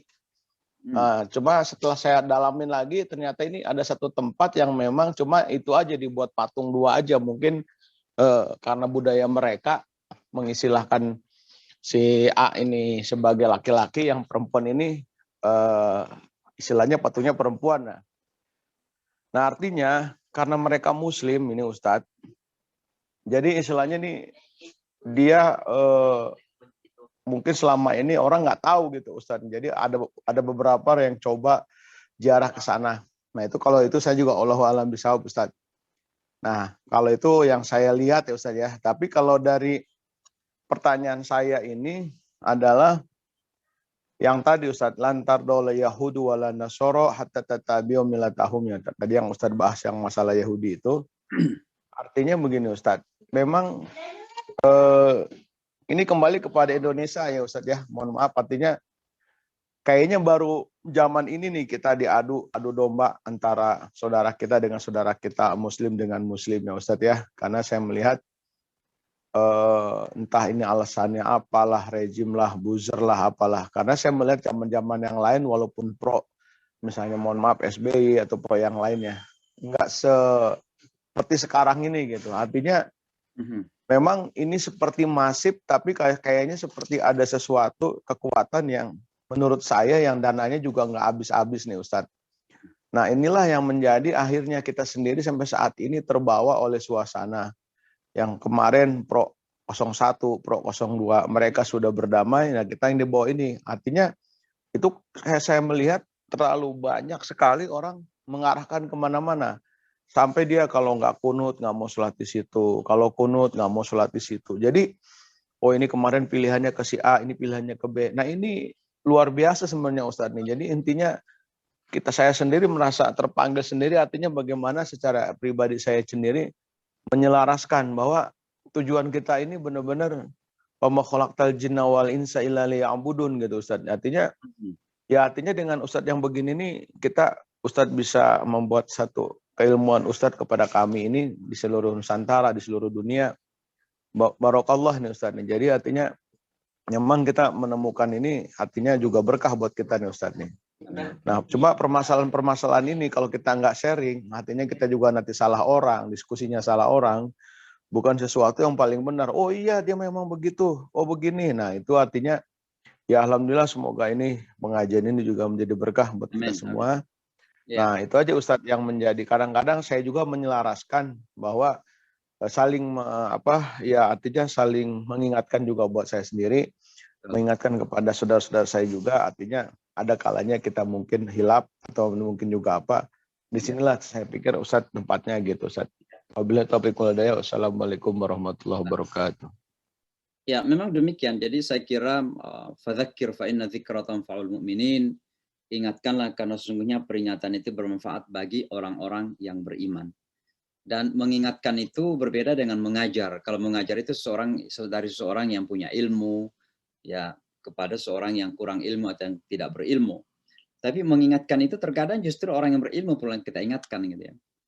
Nah, ini juga di dunia kita dan termasuk di negara kita di Indonesia juga.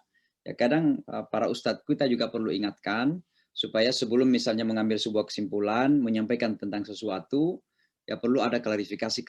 Karena itu bagian dari ayat juga. In ja'akum fasiqun binaba'in fatabayyanu. Kalau ada informasi yang sampai kepada Anda, maka lakukan klarifikasi. Itu perintah Al-Quran. Kata tabayyanu itu fi'l amar, itu perintah. Berarti wajib kita mengklarifikasi kalau ada informasi-informasi yang kita dengarkan. Saya tidak ingin membahas kembali tentang hal tadi itu karena apapun alasannya saya kira kalau ada ritual dalam di hadapan sebuah patung-patung seperti itu, mungkin niatnya bukan kepada patung itu ya, tapi ini juga sudah menimbulkan sebuah syubhat. Bahkan Rasulullah saja dulu dilarang menghadap ke Ka'bah dan disuruh menghadap ke Yerusalem karena adanya patung itu. Ya, dan saya kira ini pelajaran penting bahwa apa yang terjadi di lenteng itu tadi, tempat Konghucu itu minimal ada pada tingkatan yang menimbulkan pertanyaan. Nah, ini perlu untuk kita luruskan, jangan sampai terjadi. Dan jangan dianggap bahwa inilah yang menunjukkan toleransi. Toleransi nggak seperti itu. Ya, toleransi itu adalah memberikan ruang yang sama seperti yang kita inginkan bagi orang lain untuk menjalankan agamanya. Sebagaimana saya ingin menjalankan agama Islam 100%, sudah kasih kesempatan kepada mereka 100% juga. Ya. Kalau masalah salah benar ya kita bisa berargumentasi, tapi kita tidak punya hak melarang seseorang untuk meyakini dan menjalankan keyakinannya. Ya. Karena itu Rasulullah tidak lakukan. Makanya Al-Quran mengatakan lakum dinukum waliyadin, itu penguatan, penekanan bahwa Islam memberikan ruang yang begitu luas bagi orang yang kita anggap salah untuk menjalankan keyakinan dan ibadahnya. Nah, kita tidak punya hak melarang, ya mempersempit. Mereka punya hak untuk melakukan itu. Dan itulah saya kira Indonesia kita. Dengan rujukan bersama Pancasila, saya kira itu memberikan ruang yang sama. Termasuk Pancasila itu sendiri ya, ditafsirkan berdasarkan pemahaman kita masing-masing, berdasarkan kepada keyakinan agama masing-masing. Wallahu a'lam bishawab. Silakan. Siapa lagi nih Bu? Mas Ilham ya. Silakan. Baik Ustaz. Assalamualaikum warahmatullahi wabarakatuh. Ustaz mau tanya tadi, mohon maaf Ustaz karena baru join di Zoom-nya, jadi saya tidak dengarkan penjelasannya Ustaz dari awal. Tapi pas masuk di Zoom Ustaz, saya lihat ayat tadi di ini yang di share screen-nya, ayat Quran surah Al-Baqarah ayat 106.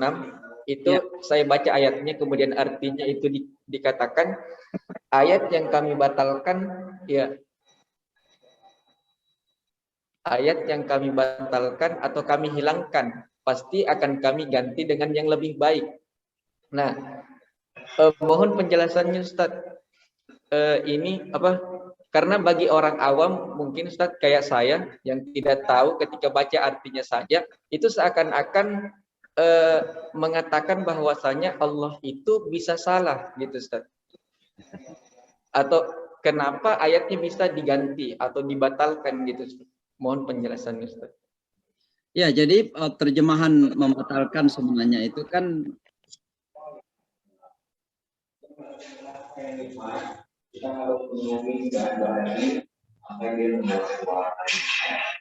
ya, jadi terjemahan itu sendiri dengan kata membatalkan itu menimbulkan memang pertanyaan-pertanyaan. Maka di sini penting memang kita mempelajari, bukan sekedar membaca terjemahan. Disitulah pentingnya apa yang disebut dengan ilmu tafsir.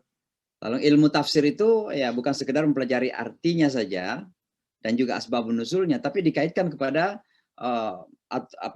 ilmu-ilmu syariat, termasuk usul fikih, ya bagaimana hukum pembatalan sebuah hukum dengan hukum yang lain. Itu ada semua aturannya dalam ajaran agama kita. Dan di sini sebenarnya seperti yang saya tekankan tadi ya, penekanannya itu lebih kepada sebuah penyampaian bahwa yang menentukan ya, pembentukan hukum itu atau ketentuan hukum itu ada absolut nih, secara absolut di tangan Allah Subhanahu wa taala. Maka sebenarnya walaupun memang ada peristiwa bahwa ada beberapa hukum yang diganti dengan hukum yang lain ya. Nah, tapi pertanyaannya di situ adalah jangankan hukum, kalau kita berbicara takdir saja, itu juga orang bisa akan mempertanyakan, kalau begitu Allah tidak tahu dong, takdirnya bisa berbeda. Ya kan begitu.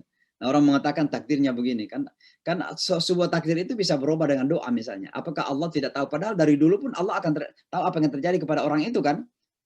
Apa Allah tidak tahu bahwa suatu ketika dia akan berdoa misalnya lalu takdirnya berubah karena doa bisa merubah takdir?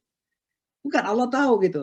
Maka saya melihat ini akan merembet kepada kekuasaan Allah Subhanahu wa taala. Dalam artian apa? Poin pertama dan yang terpenting dari ayat ini bukan masalah pergantian hukum dulu.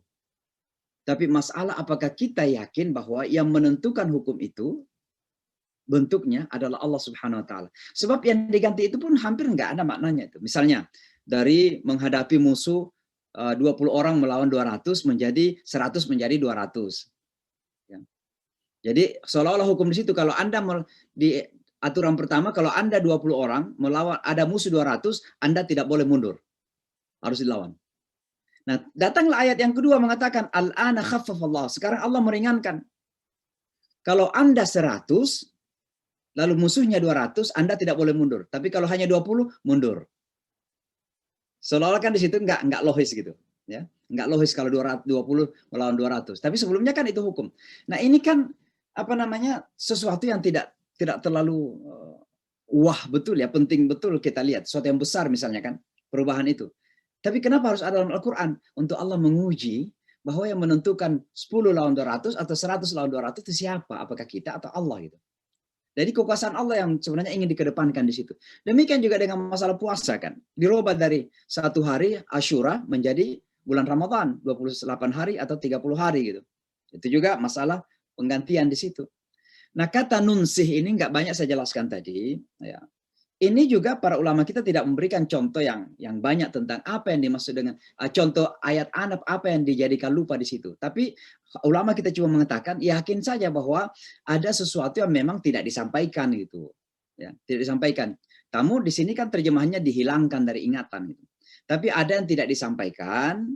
Kenapa? Ya Allah sekali lagi ini masalah kekuasaan Allah. Masalah kekuasaan Allah. Ya.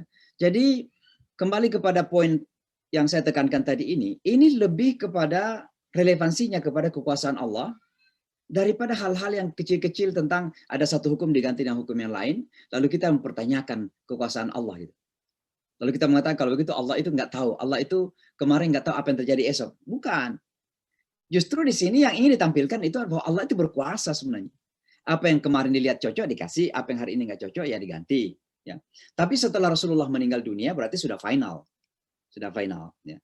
Selama Rasulullah itu masih hidup, itu adalah proses tasyri' terjadi. Proses perundang-undangan kira-kira begitu. Nah begitu Rasulullah SAW meninggal dunia, al-yawma akmaltu lakum dinakum wa atmamtu alaikum ni'mati wa raditu lakumul Islam madinah. Sudah terjadi, ditutuplah ya perubahan-perubahan sejak itu. Ya, apalagi sejak meninggalnya Rasulullah SAW. Jadi saya kira ya kalau kita ingin mempertanyakan ya itu jadi kembali kepada kesalahpahaman tadi bahwa kita memahami ayat ini hanya pada masalah-masalah nansakh dan nunsi, bukan justru masalah annallaha ala kulli syai'in qadir. Padahal sebenarnya penekanannya ada pada annallaha ala kulli syai'in qadir. Makanya di ayat selanjutnya, lahu mulkus samawati wal ard, yang memiliki kerajaan langit dan bumi. Malakum min dunillahi min waliyin wala nasir. Ini semuanya adalah penguatan tentang kebesaran dan kekuasaan Allah Subhanahu wa taala, termasuk dalam menentukan perundang-undangan, peraturan-peraturan dalam kehidupan manusia. Wallahu a'lam bishawab. Silakan Bu. Bu Murni ya. Ya. Assalamualaikum warahmatullahi wabarakatuh.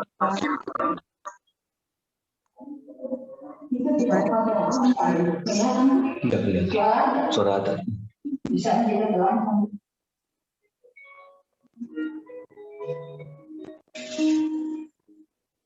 Mungkin Ibu sebentar aja ya. Ya, bismillahirrahmanirrahim. Ya Ustaz, terkait tadi kalau tadi kan analognya ada Ustaz sampaikan bahwa misalnya babi itu memang Allah hukumi haram. Terus kemudian ada yang berpikir dengan akalnya, oh dimasak dengan sempurna sehingga enggak membahayakan. Jadi untuk kepatuhan ya Ustaz.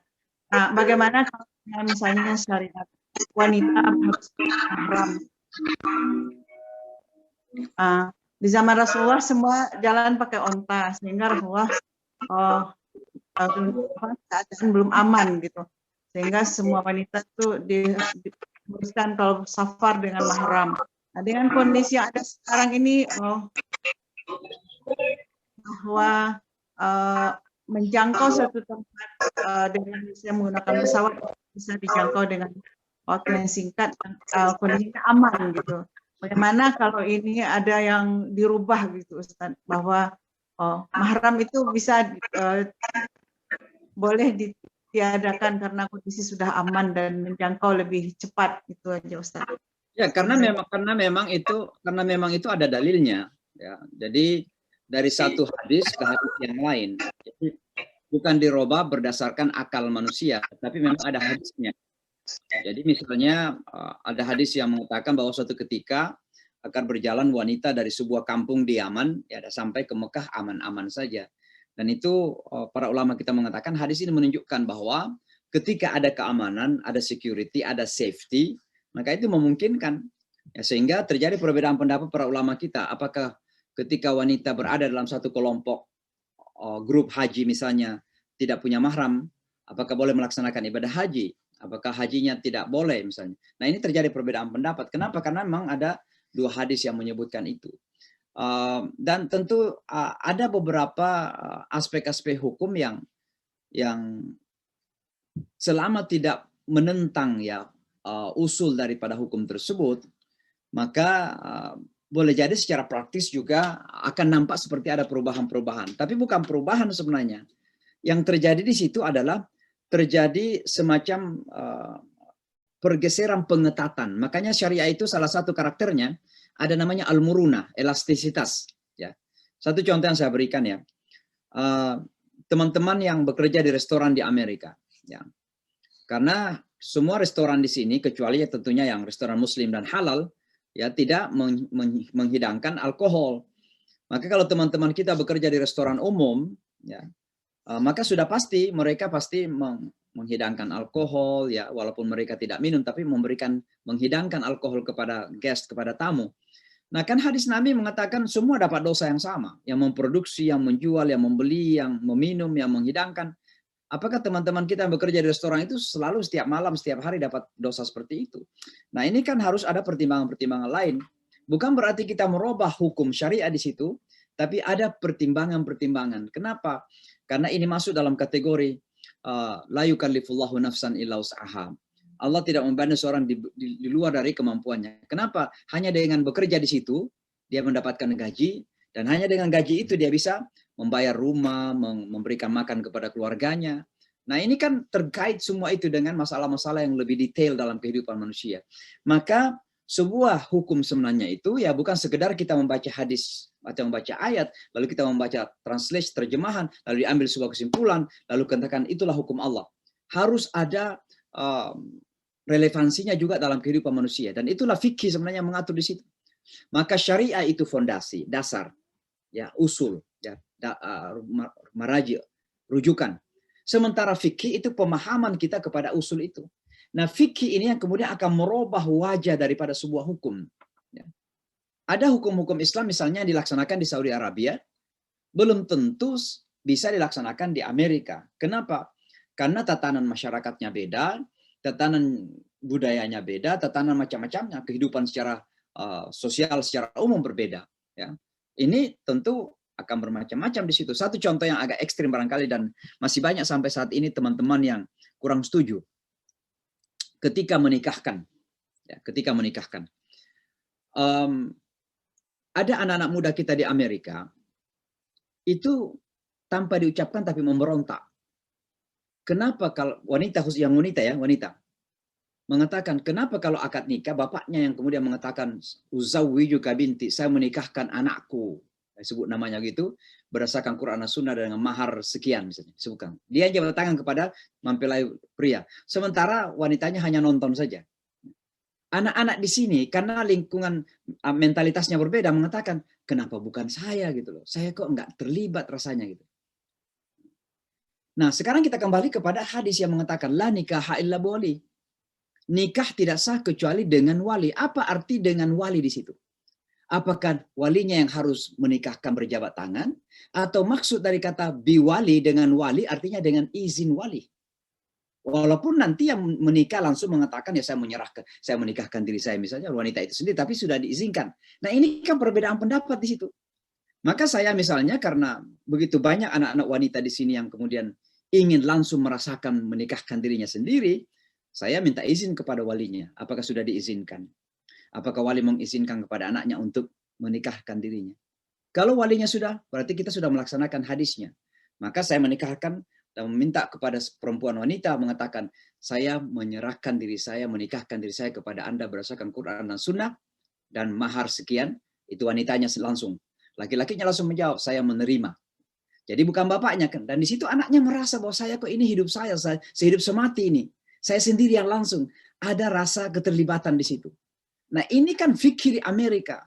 Yang barangkali di Indonesia nggak diterima itu. Karena budaya kita mengatakan orang tua yang salaman, bahkan ketat, bahkan digerak-gerakkan tangannya itu. Saya menikahkan anak saya ini. Ya, gitu. Bahkan kalau terputus katanya pun diulangi lagi kalau di Indonesia kan gitu. Nah ini kan masalah yang terkadang berbeda gitu. Jadi kembali kepada masalah tadi itu ya saya kira memang ada fleksibilitas yang kita harus pahami dalam hukum Islam itu. Wallahu a'lam. Baik, Bapak dan Ibu, terakhir sekali ya Pak Aslan, Pak Nazarudin, silakan dari Lombok. Kalau tidak, saya kira cukup.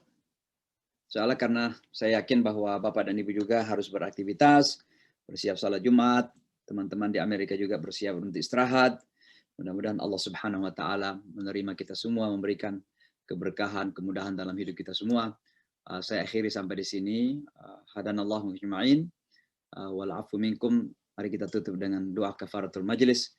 Subhanakallahu bihamdika asyhadu an la ilaha illa anta nastaghfiruka wa natubu ilaik. Wassalamualaikum warahmatullahi wabarakatuh. Oh tadi Pak Nazarudin nampaknya saya mute tadi ya. Oh iya betul. Pak Nazarudin masih di situ? Udah ya, udah. Baik, Bapak dan Ibu, cukup sampai di sini. Sampai ketemu insya Allah pada pertemuan yang akan datang. Assalamualaikum. Waalaikumsalam warahmatullahi wabarakatuh. Waalaikumsalam